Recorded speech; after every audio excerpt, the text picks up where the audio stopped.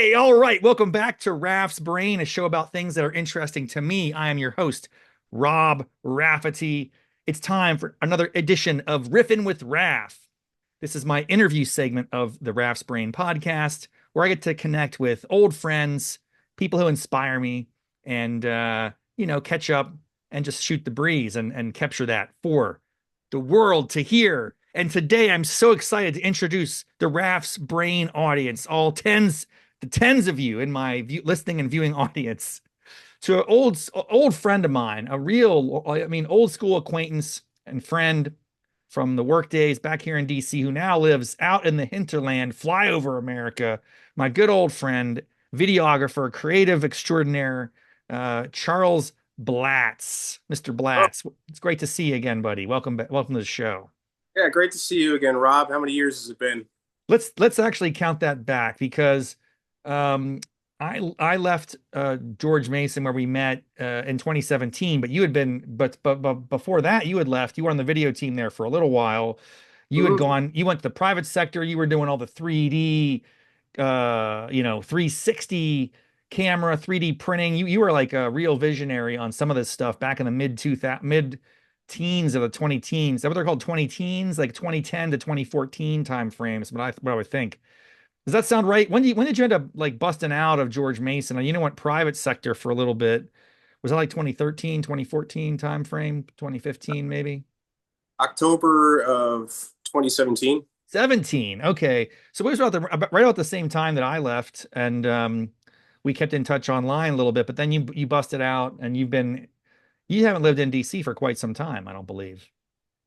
Yeah, I moved there at the beginning of the year in 2012, and then I moved out in 2022. Wow. You went out so you were here during the COVID times. Yeah, it sucked. It was brutal, dude. It was brutal. And a lot of people did make pretty radical transformations. Where are you calling from today? What is this picturesque background? It has the appearance of like a green screen, but I know it's not. It's a real window I'm looking at right behind me right there. That's Yeah, my new house. It's a your 19. new house. Yeah, All right, this is what we're going to talk about on the show today, folks. Blatz is a, are you a millennial?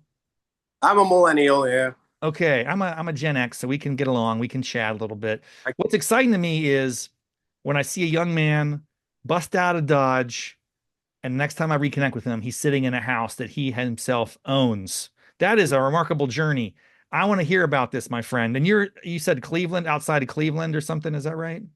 yeah. I live in Euclid, Cleveland, and yeah, it's been here for about 2 years. So. Now, are you from that area originally? Do you have any ties or connections at all to Ohio? Other than my ex-girlfriend, no ties to Cleveland, Ohio. Okay. Yeah. So, So okay. moved here when we were together, and then we broke up. And by that time, I had a really good job that I liked in IT. I had just been promoted to system admin, so I decided to stay, and it's been great. So prior to doing this, I was had my own company, and then when I left, I decided that I needed to find a new career, and so I'd been studying for IT. So Cleveland's been pretty good to me as far as helping me transition to a new career in IT. So I stayed, and it's been very rewarding. I think the big thing about living in DC is you realize that the cost of living is just extremely high. There aren't a lot of opportunities for most people to own a home. So yeah, when I moved to Cleveland and I talked to some people and heard the kind of prices they were paying for pretty nice homes, I was shocked and wanted to learn more. So here I am now. Have you ever seen the hastily made Cleveland tourism videos? Yeah, I could definitely relate. But at the same time, it's got that sort of, Midwest hometown vibe where people like to be friends and there's not sort of that Machiavellian tone in the workplace, which I like. So there are, certain trade-offs. I'd say the biggest trade-off is it's extremely cold right now. I think it's going to be 0 next week. So definitely not looking forward to that. And Wow. the plus side to my house, it's only 5 minutes from the office. So even during a snowstorm, I can get there pretty easily. It's just two exits. So Yeah, I think that was the thing that really drew me to this city, not the cold weather, just the fact that there was an opportunity for people to still explore the American dream and, to own a home, to, get something that lasts, not just be renting forever. And I Yeah, just, that's good, man. I'm proud of you. I'm excited to hear this. Now, the reason I mentioned the hastily made tourism video is there's a line in one of those, there's two of those. I'll drop them in the show notes. If you haven't seen these folks, they're disparaging and they're very hilarious and they're ripping on just the idea of Cleveland as a city. And it's sort of, look, I'm a Pittsburgh guy. I'm a West Virginia guy. Really, I'm not a Pittsburgh guy. I pretend to be a Pittsburgh guy. So Pittsburgh likes to have a rivalry with Cleveland. Everyone's got someone they look down upon and make fun of and that sort of thing. I'm not into that. The older you get, the more you realize how kind of silly and absurd that is. And I have to confess, I've never really spent much time in Cleveland. I may have visited once, maybe to go to the campus of like Case Western for a Western Reserve for a conference or something. But Mhm. I have very little to say negative about Cleveland with that's informed. It's all just culture. Like, ooh, we gotta hate Cleveland because they're the bad guys. They're the mistake on the lake or whatever. But I'll tell you, listen. I'm not going. I'm not here to go down that path with you. If anything, I want to come out there and visit you sometime, and I want to hear about how a single guy working in IT is able to, scrape together some cash and put down money. And here's where that line comes in. It's like, you can buy a home for the price of a VCR. I Yep. don't believe it's that inexpensive, but I think in our text messages, you were saying you landed a pretty sweet deal. So tell me about, first of all, how did you find the home? What resources did you use? And then like walk me through the process. Did you have a lot of different homes you were looking at? Or did you see this one and be like, man, that's it. I gotta have it. And you kind of have a vision. I want to walk through the whole process. I saw All when I right. decided that this was the home I wanted. Did you have an agent? Did you have like a real estate agent you reached out to, and how'd that I process go? used Zillow, so it was pretty simple, honestly. Not to be a plug for Zillow, but Zillow was great. Yes. Solved all my customer needs, and it was very snappy and responsive. Dude, I love it. I'm gonna get Zillow to sponsor this episode. That'll be great. So it's sponsored by Zillow, the easy way to buy. The Yeah. basic it was pretty simple. I mean, you can make inquiries on the app. I went through a few different agents on the app itself until I found someone who seemed like the type of person I could work with. But yeah, it was pretty simple. You just schedule a showing, and so yeah, the property was listed for $50,000, but after all negotiating and everything, we got the price down to $43,000. So Oh, dude, 43,000. Okay, give me like the layout of the house. Like I've seen an outside yeah, exterior shot. Talk me through it. yeah. So it's a 1,900 square foot property, and it's on a 6,000 square foot. Well, it's a 1,900 square foot house on a 6,000 square foot property. So it's enough space for one guy to get by. And yeah, it's about 5 minutes from work. The house, it's a three-bedroom, one bath, but I actually discovered that one of my closets had a bathroom in it. And I discovered rain, so I'm just going to drop a toilet in there, and then it'll be a three-bedroom, two-bath.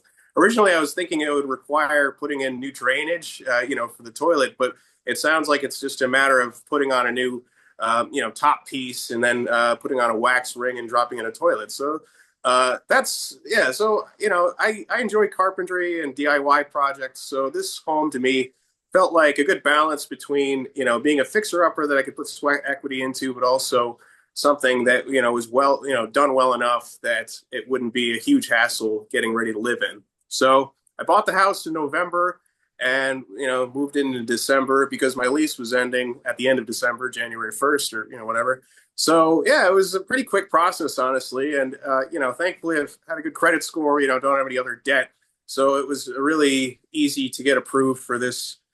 They were willing to approve me for a much larger number, but I really wanted something that was below my means and something below my means and something that I could always afford. And so yeah, the mortgage payment is really reasonable, and it gives me the opportunity to put more money into it every month to pay it off quickly. But that was my goal. I didn't really want to be in debt for the rest of my life. So Why that don't you want to be in debt for the rest of your life, Charles? Come on, join the crew, man. That's the way to go. nah, well, that was the thing I didn't like about DC, man. So many people there, like they're making 50 or 60K, and they've got tons of credit card debt, and they go out all the time and just I don't know, it's a tough way to live. So, after I left DC, I sort of started a journey of, being debt free and, making sure I set aside money and, didn't finance a car, just paid for a car in cash. I'm a big fan of Dave Ramsey. I don't know if Dave you've, Ramsey. I was gonna bring that up. yeah, I've seen his clips. There's a lot of tension between Dave Ramsey and the younger set. People don't like his suggestions. They say like, they don't want to live frugally and his he's unrealistic and that the economy is so screwed up that he just doesn't understand. It sounds like his advice has worked pretty well for you though. no, yeah, he's a character. I mean, he's definitely wrong on a lot of things, and he's not, perfect, financial advisor. I think he also gets a lot of sponsors from, property companies or something like that. So I think some of his sponsors might skew his recommendations, but for the most part, yeah, I think, the principles of, living beneath your means and, not living on high interest credit cards and that sort of thing definitely help. He doesn't really like Bitcoin, I think, and I don't think he likes. I'm not sure if he likes owning gold. He mostly, but anyway, I appreciated his advice. All the other guy is a financial audit with what's his name? The financial audit guy. Uh, It's okay. You don't have to know. oh, he's great. I'm sure the tens of viewers who listen to this podcast have heard of financial audit, but he's another guy who actually goes through people's banking statements and they're basically their whole financial profile and looks at all their debts and their income and gives them recommendations. And it's a pretty entertaining show because he actually does a deeper dive than Dave Ramsey into it. Hey, But yeah, how so how old is the house that you're in? it is a 1910. So I guess it's what 115 years old. In fact, Wow. really interesting stuff in the wall. Let me see if I can find it. 1 second. So this is an old house. Do you think it's haunted? Have you had any crazy sounds, bumps in the night? Any visions or visitors there? Other than people whispering, "Get out," it's been pretty chill. But I found this on the wall actually. I was knocking out the fireplace, and this is, I think, a phone bill from 1930. Wow. Two Yeah, dollars and 75 cents. hey, $2 and yeah, July 25th, 1931. He paid $2.75. I also found a report card from the 1930s, and it was like all C's and F's. So I think the kid like threw it in the fireplace so his mom and dad wouldn't whip him or something. That was kind of crazy. And then I found like a Pope Pius like postcard, a bunch of other random stuff. Blatz, please. I will send you this if you don't want to do it. I'll get an old picture frame from a like from a Oh secondhand store. yeah, That's gotta go on the wall, baby. That's yeah. gotta go on the wall. Frame this. Yeah, there. It's really cool. It's a piece of history. And I actually looked up the guy who owned the house back then. I guess he retired on the railroad, but yeah, it's really cool. I've always been a fan of nostalgia and old stuff, and so peeling back the layers of this house, you discover a lot of really cool stuff. And I'm not really. This is my first home improvement project, so I have a lot to learn, but I really appreciate the woodwork most of all, and that was the number one thing I fell in love with when I got here. I, walked in and I, discovered that there's this really beautiful old gas fireplace and this, shelving and mirrored doors, all still, the original finish, and it just felt like this house needed some love to bring it back to its original cosmetic condition. So I think that'll be the challenge is preserving the original woodwork while also coming up with a more modern theme that is sellable. And so I So think your that goal is to sell it at some point or to maybe rent it or like walk yeah, me through that and that mindset. part of me thinks that if I could get this whole place in good working order, then I could possibly turn the basement into an apartment and then live down there and have tenants upstairs. That way, because actually I discovered outside the basement there's a door, so going up the stairs. So if I lived in the basement, essentially you could separate the two levels of the house and never have to interact. But I think that would be a good opportunity to basically, get a few tenants maybe upstairs to pay the mortgage. I mean, granted, it's easier said than done. It can be risky having tenants. You want to make sure you know who you're bringing into your home. But I could see that being the next step. But I think, yeah, maybe I should just put it back. Maybe I should just list it for sale again right now and see what happens. Maybe I Dude, should. you could be a landlord soon, or you could be a flipper. You could be go. You could now. I'm like, I would say two things. It sounds like you have a little bit of an emotional tie. This is your first home, so it's good. Yeah. I get super like connected to property, to physical objects. I have a tough time selling things. So like, even the idea of selling, a house or like comic books or things like that, I just get a tough time because I have some sort of an association with it. You might have that, sounds like too, Mhm. but it's Well, interesting, man. It's just an interesting world, you know. oh yeah. I try and let go of things after moving a few times. That was one thing I had to stop doing is holding on to nostalgic items. I used to hold on to everything like ticket stubs, receipts, Yeah. everything. So, but yeah, I think that there are a lot of ways I could, move forward with this place. I think for now, though, the biggest benefit to this place is it's only 5 minutes from work. So, yeah, I think that's pretty hard to beat. How's how, so you say you're in it's the neighborhood called Euclid, is that right? Yeah, Euclid. What now geographically? Keep in mind, I know nothing about Uh, Cleveland. so it's on the lake. So, Whoa, you're on the lake. yeah. Can So you actually recreate on that lake? yeah, I mean, granted, it's a few blocks from the lake, but yeah, my old place, I was, which I'm a mile away from, I would walk to the beach during the summer, so I can't wait for the warm weather. And yeah, it's a huge lake. I mean, it looks like an ocean. I grew up on a lake, but this goes all the way to Canada, and it stretches, to Detroit if you look to the left, and you know, it's a huge lake. It makes me want to get a boat. So I'm pretty close to there, and it's sort of northeast as you go along the water line. So I'm near Euclid Pier, which is really beautiful. Back in the day, they had a Ferris wheel and a whole amusement park. They actually had a lot of good affordable housing in this trailer park there, but eminent domain recently took that away. Unfortunately, they decided to turn it into a green space, which I don't know if I would do because it seemed like they should just fix up the trailer park. But anyway, there's a lot of really cool stuff in Cleveland that I've seen so far, and the beach is one of the things that I really enjoy, especially having a dog. I like to take her to the beach, and it's apparently well, I think we have more fresh water here than anywhere else in the world, so it's kind of cool. Great, man. What about your neighbors or the neighborhood? Is it populated? A lot of empty homes? Are things kind of dilapidated? What's the state of the Euclid neighborhood you're in there? Well, so, my street in particular, there are a couple homes that aren't currently occupied, but I've met the neighbors and they're really nice. A lot of Italians, and it was, originally a very Italian-Irish neighborhood. And I'm actually very close to the arts district. So a few blocks from my house, there's the arts district, which is home to the Beachland Ballroom. So that's actually one of the larger rock and roll venues in Cleveland. So if you're a band and you're getting booked for a place in Cleveland, you're either going to the Grog Shop in Cleveland Heights or you're going to the Beachland Ballroom. So it's actually a really nice establishment. There's a huge stage. I saw a really great Allman Brothers cover band there and a few really good European bands on tour. So it's a happening spot. And there was the Cleveland Arts Fest that happened on that street. They shut down the whole street, and there were a lot of really nice vendors. So I live in sort of the artsy neighborhood. There's a lot of really cool stuff there, like a welder who does large metal sculptures.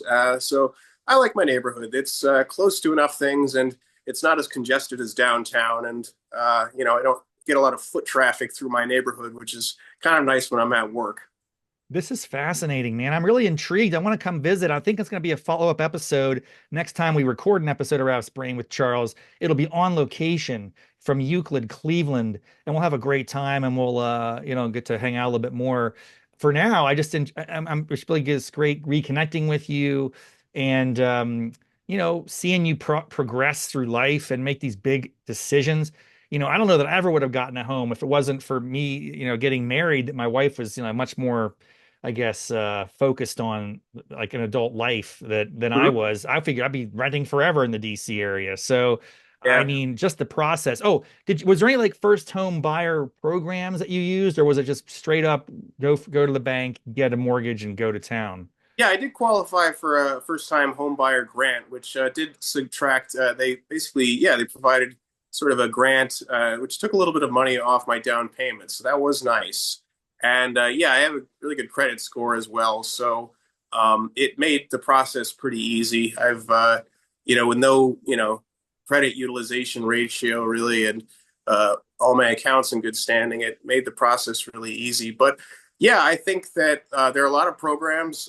In fact, they offer an option to only do, 3% down for a lot of first-time home buyers. So for a lot of people who are worried about closing costs, that's an option that people, pursue as well. So yeah, I mean, I think it was pretty straightforward. The person I worked with was pretty down to earth. I was considering using Wells Fargo, but I found a really good home loan specialist in my area who made the process pretty simple. I mean, I'm pretty dumb when it comes to this stuff, so I kind of approached it from that way and just was like, look, I really don't know what I'm doing at all. So please guide me through this. I'm sorry if I ask stupid questions, but he was really friendly and it kind of took the edge off the home buying process, not being all self-conscious about what I don't know. So, Hey, man, one last thing as we're thinking about this. I think you have an extraordinary story. You have a unique voice. You're an interesting character. You're clearly passionate about where you live. If I could encourage you to like document some of the things you're experiencing, maybe even like pre and post photos or videos of the renovations that you undergo. I know I'm making work for you. It's not like you have other things to do with your life, but anyway, I think there's something out there. There's like an audience for someone to be like, hey man, I'm a young man who just purchased a crazy cheap, inexpensive, but fixer-upper type home, and I'm going to add a toilet. And you have like a vision for it. And it just seems it's like a really interesting story. I think you could tell that story and maybe inspire other people who feel there's a little bit of I don't know if it's a negativity or a mindset where people are like, oh, I'll never own a home. I'll never have an opportunity. It requires transformation. Maybe they got to move out and push their comfort zone, do what you did, like get into an area they don't even have much familiarity or roots in, but you start your own thing. It's like I could see you being a real force for good in Cleveland in the next 5, 10, 20 years, where you can run for mayor. well, if you want to follow my progress on the home, you can check out my Instagram, which is called Somethang. It's SUMTHANGH. You'll see a profile. I've only posted one photo of my progress painting the house, but I imagine I'll continue posting more progress. One thing I am currently doing is restanding all the floors, so I'll definitely post that project as I go. Blatz. I didn't even know you were doing that. Let me get this down again. It was SUMTHANG. It's very hip. A N, yeah, S U M G8. T H A N G H. Something. Something H with a GH at the end. Something. Thing. Something. Something. Something. Dude, please keep documenting and share stories about the items that you find. Take pictures of Oh, those, frame those. That is yeah. cool. That's the basis. Dude, you could have retreats, storytelling retreats. People come back there and like grab artifacts and they have to tell stories about them and things. So many awesome things. Do you have a little backyard? We could have a little bonfire or in your Oh, yeah. dog. What's your dog's name? Her name is Ruby. Let me show her to the folks at home. I saw a picture earlier. She's a little intimidating. Like a wolf, man. It's like a wolf Yeah. dog. She's my little Ruby. That's good to have. Hey, how's the crime? Like, would this dog like attack someone if they try to mess with you? She's useless. I Okay. think she's a big dog. She would lick them and try to make friends and would be useless. But that's okay. I won't. I'll forgive her for that. I really appreciate the fact that she's good with other people, though. How's Conan doing, by the way? Conan's great, folks. It's just such a nice thing. Conan had a toe surgery operation. I've mentioned this in other streams of the Raff's Brain podcast. My loyal listeners will know that Conan's 14 years old. Wow. So he's definitely past his expiration date, but he's still got a lot of energy. He's still getting Oh, yeah. along pretty well. He That's definitely shows his age, but he recently had his biggest trauma. It was some growth that was just nasty on his toe. It was really hurting him, and they had to have a surgery to remove that. He was wearing the cone of shame for about 3 weeks or so. That was terrible, but he's back to his old self. I mean, we're very fortunate to have had him as long as we have, and knock on wood, he'll still be with us for a while. But I it's think tough. You got to come to that reality at some point. You realize the end is at some point going to happen. Hopefully, you just wake up one day and he's gone off to doggy heaven over the rainbow bridge or whatever they say, and it's a peaceful thing. and there wasn't, it doesn't require a lot of pain and suffering. That's what I worry about is, you talk about euthanasia and you got to get there's a lot, man. It's a lot to think about. I don't want to end this show on a sour note, but thanks for asking. Conan's doing really well. Good. What's your dog's name again? Her name is Ruby, And and she what's that come from? yeah. Well, I named her. It was a friend of ours' dog, and when she was a puppy, she had sort of a reddish brown fur, and in the middle of her forehead, she has this little white dot that sort of looks like a diamond. So I put the two together, and I was like, let's name her Ruby. And everybody was like, oh, Ruby, that's a nice name. But It's a yeah, great her name. mother's a husky, and her father's an Australian Shepherd. She's about 2 years old, and yeah, she's a really good friend, very down to earth. I can take her to family gatherings, and everyone's like, "Oh, your dog is so well behaved and polite," and so I really appreciate that. And Yeah, it's Conan's the opposite of that. That's the problem. That dude just he tackles children, he bites people. Dude, it's out of she control. too. Time that was funny. Yeah, exactly. Yeah, but at this backyard, that's I think the number one thing that puts a smile on my face after getting this place is finally giving Ruby a huge backyard to run around and take little poops in and stuff. Do you have an electric fence or something like that, or is it just going to be like it's okay to let dogs run around out there? I currently just have a chain link fence, but I'm probably going to get some chickens in the spring. I'll keep you posted on that. I have an egg. Wow, dude, you've got to document this. This is a huge thing. You could be the chicken man of Euclid, Cleveland. You could be selling eggs on the side. You have a whole side hustle. You get a food truck, you cook up some scrambled eggs and chuck them out to neighbors. There's so many opportunities, man. I'm so happy for you. I'm Yeah. so happy for you, dude. I can't wait to come visit. I don't know when that'll be, but it's going to happen. It's on my agenda and Well, you're it'll be great. always welcome. I've got plenty of places to crash in the house, got a couch and plenty of spare bedrooms. And I would recommend you come in the springtime. That'll give me some time to clean things up, or the summer. So you're always Like maybe like in 5 years I'll come visit. It'll be really fully ready. yeah. Maybe by then I'll feel like I can have guests. But you'll have to check out the Cleveland Guardians or the Cleveland Browns while you're here. They actually Guardians had a really good season. I heard that they played against the Yankees, and up until that point they were doing really well. It was almost like the movie. What was that? Major League. Oh Yeah, man, what a classic. That's my favorite sports movie of all time. yeah. It It's a felt like Major League season for the Guardians. That's So amazing. Listen, dude, we're gonna wrap this show up. This has been a great episode of Riffin with Raff. Thank you for joining me, Charles Blatz, the chicken dog home fixer upper financial guru of Euclid, Cleveland. We got to come up with some title there, but check him out at something on Instagram. Hit him up, follow him. He's going to do great work. And I'm going to visit you again, my friend, at some point soon. So thanks for being here. Take it easy. See you next time, everybody. thanks, Rob. Bye bye. Bye.